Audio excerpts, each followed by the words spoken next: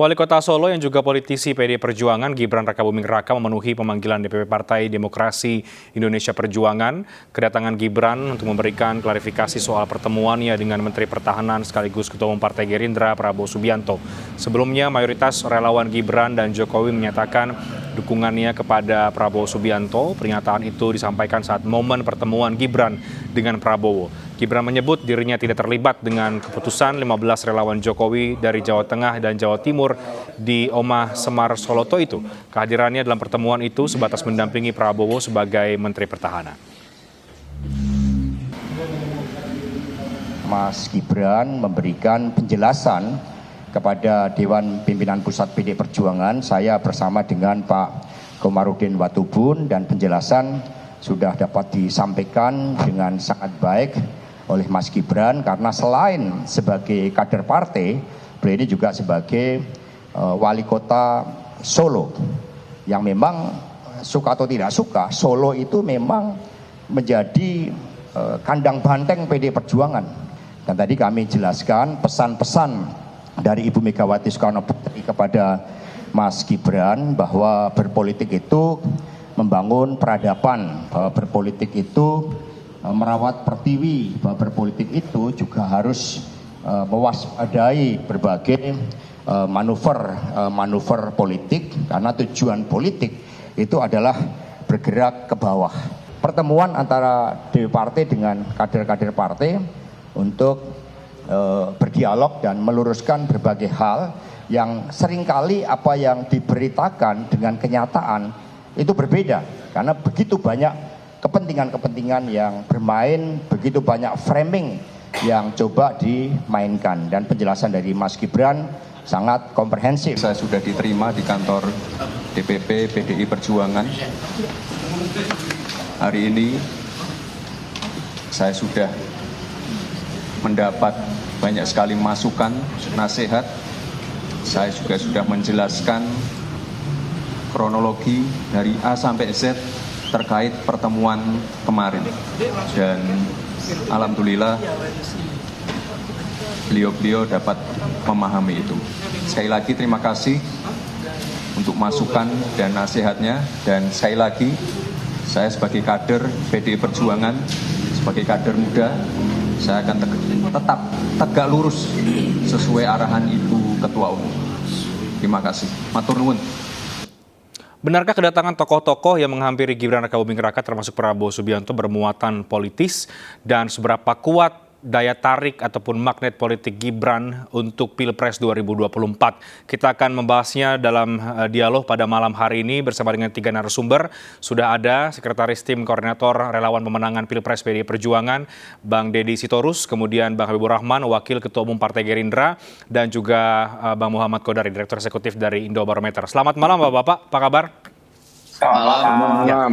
Saya mau langsung ke Bang Deddy dulu dari PD Perjuangan. Kalau kita mengutip pernyataan Pak Hasto dan juga Pak Komar ya, bahwa Gibran ini seperti gula-gula ya. Jadi banyak semut yang kemudian mau merapat. Dan tadi disebutkan pesan Bu Mega adalah politik harus mewaspadai manuver-manuver, dan Mas Gibran pun menyebut bahwa ada pesan dari Bu Mega untuk diam. Apakah kemudian PD Perjuangan melihat bahwa kedatangan tokoh-tokoh ke Gibran Rakabuming Raka, termasuk Pak Prabowo Subianto, memang ada unsur politis di sana? Ya, saya kira sulit untuk tidak menafsir ada unsur politis di sana. Tafsir ya, interpretasi.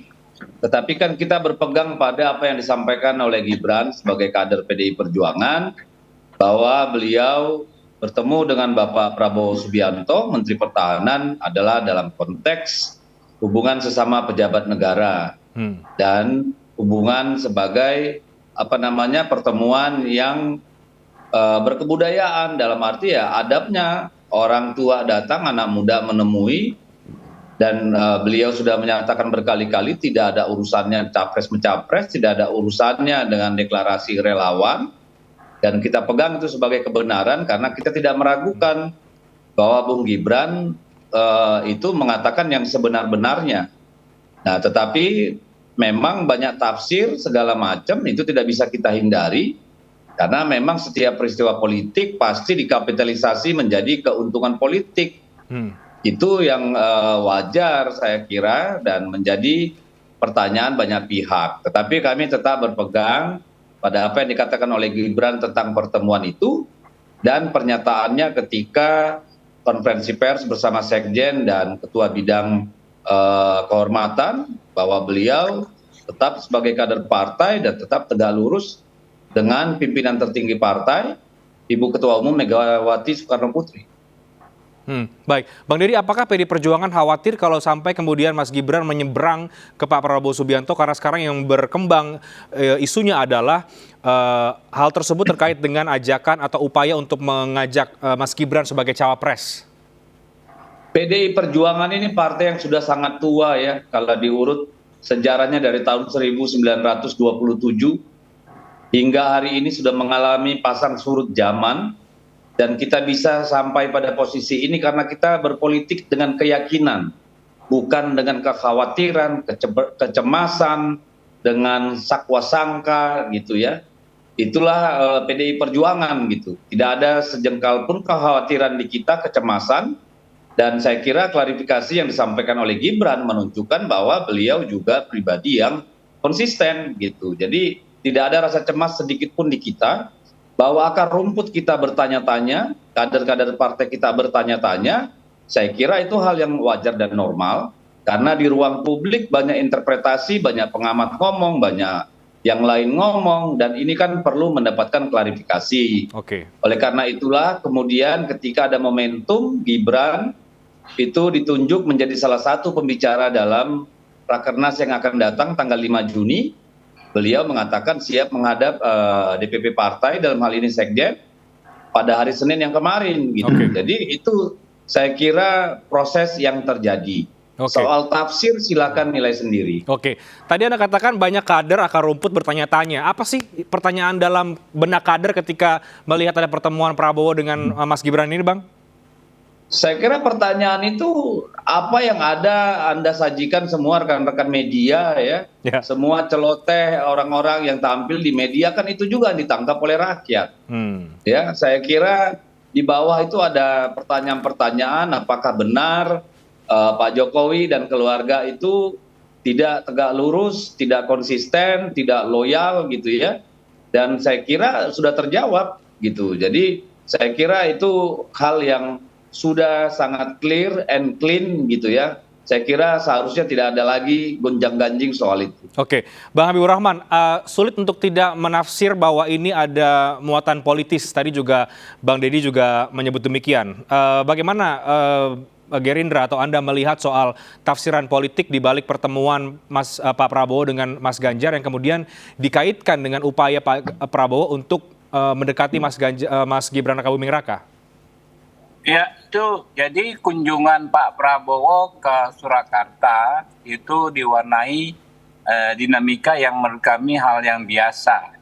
Pak Prabowo berkunjung sebagai Menhan atau sebagai ketua umum ke suatu daerah dan bertemu dengan pejabat setempat itu hal yang biasa. Karena memang begitulah fungsi sebagai Menhan ya, menjalin komunikasi dengan berbagai pihak ataupun sebagai ketua umum. Nah, kemudian Pak Prabowo ya di tempat yang kurang lebih sama bertemu juga dengan orang-orang yang menyatakan dukungan sebagai relawan, itu juga hal yang biasa. Ya. Di mana saya juga tiap hari mendapatkan pertanyaan dari teman-teman, baik yang sudah menjadi relawan maupun yang berminat menjadi relawan, menanyakan Pak Prabowo datang ke kota kami kapan? Misalnya kota A, kota B, kota C. Kapan mereka menanyakan, dan biasanya mereka menghampiri di tempat Pak Prabowo hadir, lalu menyampaikan dukungan, teriak Pak Prabowo Presiden dan lain sebagainya. Itu juga hal yang biasa. Nah, sehingga menurut kami nggak ada yang salah dengan masalah ini. Kami tidak mengklaim ya, tidak menafsirkan dan lain sebagainya, tapi Pak Prabowo juga kan nggak bisa menolak ada orang ya yang di tempat tersebut datang untuk memberikan dukungan, gitu kan? Kita juga nggak akan bisa menolak dimanapun. Ya kita terima kalau ada orang menyampaikan dukungan, dan kami tetap menghormati soal relasi Pak Gibran di internal PDI Perjuangan. Ya, kita tidak ikut campur ke masalah itu.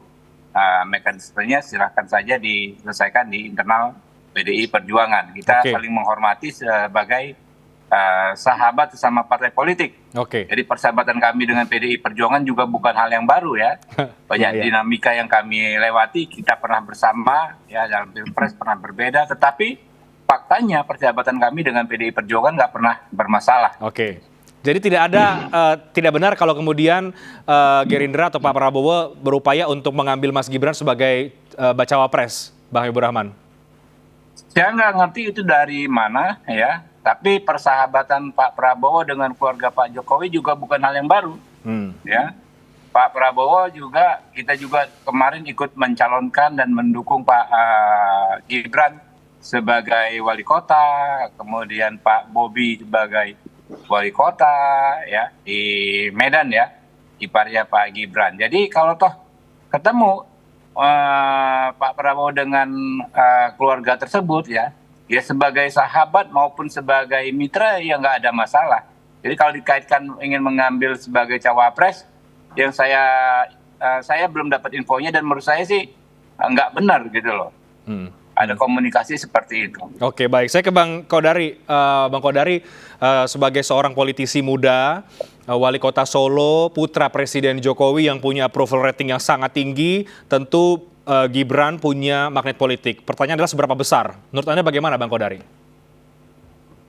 Ya, Gibran ini sebagai tokoh muda politik Indonesia tentunya menjadi salah satu tokoh paling bersinar ya. Karena boleh dibilang barangkali di antara para wali kota seluruh Indonesia, dia adalah wali kota yang paling terkenal. Nah, terkenalnya Gibran itu pertama tentu dari dirinya sendiri. Misalnya ya, Twitternya atau komentar-komentarnya di tweet, lalu kegiatannya menjalankan pemerintahan itu kan menjadi sesuatu bahan bagi media untuk diliput. Saya kira tidak ada wali kota yang mendapatkan liputan dari media nasional sebesar Gibran. Jadi Gibran pada dirinya sendiri pada hari ini memang telah menjadi seorang politisi yang menarik ya dari kalangan usia muda, dari kalangan milenial. Kan usianya baru berapa, 35 kalau tidak salah.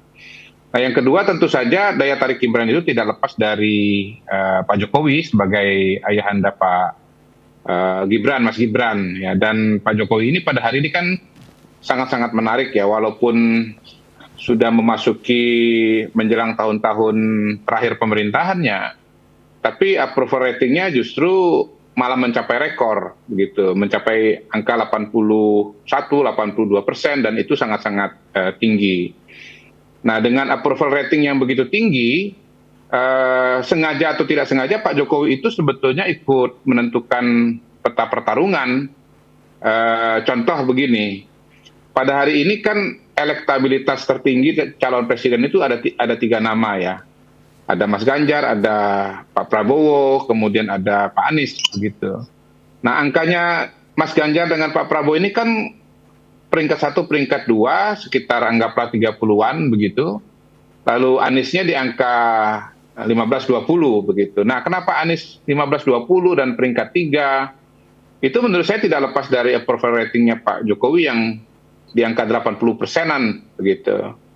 Kalau seandainya tingkat kepuasan kepada Pak Jokowi cuma 50% atau bahkan cuma 30%, saya hakul yakin yang nomor 1 itu adalah Anies Baswedan, karena Anies Baswedan menempatkan diri sebagai oposisi dari pemerintahan sekarang ini, dan dukungan kepada oposisi itu sebetulnya selalu dicerminkan oleh tingkat dukungan kepada petahana. Jika petahana atau pemerintah berkuasa itu dianggap rendah, maka kemudian oposisi akan tinggi. Nah, Pak Ganjar dan Pak Prabowo ini kan bagian dari pemerintahan Pak Jokowi ya, terutama Pak Prabowo karena dia adalah menteri. Kalau Mas Ganjar kan sama partainya dan sama daerah asalnya yaitu Jawa Tengah. Itu juga tergantung kepada approval ratingnya Pak Jokowi. Kenapa beliau berdua ini bisa tinggi? Menurut saya karena Pak Jokowinya tinggi. Gitu. Jadi memang peta pertarungan ini ditentukan juga oleh Pak Jokowi, dan karena itu tidak mengherankan kalau semua ya para calon presiden dan partai politik mencari berkah dari popularitas Pak Jokowi tersebut. Ya bukan hanya para calon presiden, tetapi juga partai politik ya. Dan kita lihat memang ada pola-pola dukungan kepada PDI Perjuangan, misalnya biasanya itu naik turunnya berbarengan dengan approval rating terhadap Pak Jokowi. Jadi saya kira memang daya tariknya ada dua. Pertama pada Gibran sendiri, kalangan milenial, pemilih milenial ini akan nanti berjumlah besar di tahun 2024. Dan yang kedua, faktor Pak Jokowi sebagai katakanlah magnet politik terbesar Indonesia pada hari ini. Tapi kalau memang untuk mendapatkan elektoral ya dari Presiden Jokowi, sebetulnya kan dua sosok ini, Pak Prabowo dan Pak Ganjar, sudah seringkali dalam tanda kutip mendapatkan endorsement. Apakah itu belum cukup menurut Bang Kodari sehingga perlu masuk lewat putranya, lewat Mas Gibran Rakabuming Raka? Ya, ini kan semua proses politik ini kan berlangsung dinamis antara para aktor. Pak Jokowi misalnya selama ini mengajak Pak Ganjar dan Pak Prabowo dalam berbagai macam acara dan berbagai kegiatan. Lalu kemudian ada kebersamaan Pak Jokowi dengan Mas Ganjar sendirian, misalnya waktu di masjid di Solo itu. Lalu kemudian ada juga sendiri dengan Pak Prabowo waktu halal bihalal Lebaran di rumah Pak Jokowi di Solo. Pada dasarnya ya kalau saya pribadi melihat ya Pak Jokowi memiliki entah pemikiran, entah kalkulasi bahwa memang calon penerus dia ini adalah dua orang ini, Pak Jokowi dan Pak Prabowo dan Pak Ganjar gitu loh. Nah, bahwasanya kemudian ada tarikan dari PDI Perjuangan dalam tanda kutip ingin eksklusif katakanlah begitu Pak Ganjar, ya wajar juga karena tentunya PDI Perjuangan sudah punya calon ya dan melihat Pak Jokowi sebagai bagian dari PDI Perjuangan gitu. Tetapi ya saya kira seperti dinamika politik yang terjadi di pemerintahan ya, bahwa Pak Jokowi itu disokong oleh berbagai macam partai politik ya termasuk Gerindra, dan Pak Jokowi ya dalam tanda kutip juga ya dia harus membagi perhatian dan peran kepada partai-partai politik yang ada, tidak hanya PDI Perjuangan saja. Begitu saya melihatnya. Jadi singkatnya dari kacamata Bang Kodari, kedatangan Pak Prabowo ke Mas Gibran kemarin sampai kemudian Mas Gibran perlu melakukan klarifikasi oleh PDI Perjuangan itu memang tidak bisa dipisahkan dari kepentingan politik ya, meskipun tadi Bang Habibur Rahman tidak melihat hal yang seperti itu. Ada 3 jenis relasi ya yang ada antara Prabowo dengan Gibran. Pertama itu relasi pemerintahan yang sudah dijelaskan. Ada pemerintah pusat, ada pemerintah daerah ya. Walaupun nanti ada juga yang nanya, oh itu kan Menteri Pertahanan hubungannya dengan Bupati apa, dengan Wali Kota apa? Karena pertahanan kan tidak masuk ranahnya otonomi daerah misalnya begitu. Berbeda dengan misalnya katakanlah bidang-bidang lain yang memang bagian dari otonomi daerah misalnya. Bisa juga ada komentar seperti itu. Yang kedua relasi kepartaian seperti tadi yang dijelaskan oleh Bang Habib ya, bahwa selama ini ya Gibran pun didukung oleh Partai Gerindra. Dan yang ketiga, nah ini yang menarik menurut saya, ada hubungan personal juga antara Pak Prabowo dengan keluarga Pak Jokowi termasuk dengan Gibran ya. Nah kalau jaringan atau hubungannya ada 3 macam ini, menurut saya ya sangat mungkin pertemuan-pertemuan itu terjadi ya. Kalau cuma salah satu mungkin pertemuannya jarang. Salah 2 agak lebih sering, tapi kalau relasinya sampai 3 macam, mungkin pertemuan itu akan menjadi lebih intens dan lebih mudah terjadi. Saya ada melihat misalnya Pak Prabowo itu datang, Gibran dengan bukan hanya dirinya sendiri, tapi juga dengan istri dan dengan anaknya, bahkan ikut menyambut Pak Prabowo. Jadi saya melihatnya memang hubungannya sudah pada level personal. Gitu. Jadi 3 relasi ini ya Bang Habibur Rahman, Anda setuju tidak? Bacaannya Bang Kodari atau punya pendapat yang lain Bang Habib? Ya kurang lebih seperti saya sampaikan, Pak Prabowo selaku Menhan, ya kan, Pak Prabowo selaku ketum partai politik yang juga dulu mendukung anak-anaknya Pak Jokowi, ya kan, dan Pak Prabowo juga memiliki memang kedekatan dengan keluarganya Pak Jokowi, ya. Berapa kali kan ini kan kunjungan yang resiprokal sebetulnya. Pak Gibran kan pernah ke Hambalang naik kuda ya, canda, dan ini Pak Prabowo juga melakukan kunjungan ke Solo ya. Jadi sebetulnya ya itu hal yang tidak didesain khusus ya atau seperti apa ya, memang banyak sekali faktor yang memang yang mewajarkan beliau berdua untuk bertemu gitu. Oke, Bang Deddy, akhirnya DPP PDI Perjuangan memang tidak memberikan sanksi ya. Mas Gibran katakan memang tidak ada salah begitu. Apa yang mungkin bisa kita elaborasi lebih jauh lagi? Apa yang membuat akhirnya PDI Perjuangan hanya melakukan klarifikasi, tapi tidak memberikan sanksi? Apakah memang tidak ada yang salah dengan pertemuan itu? Artinya ini boleh dilakukan ke depan lagi atau seperti apa? Tapi dijawabnya nanti, kita break dulu. Kami akan segera kembali sesaat lagi.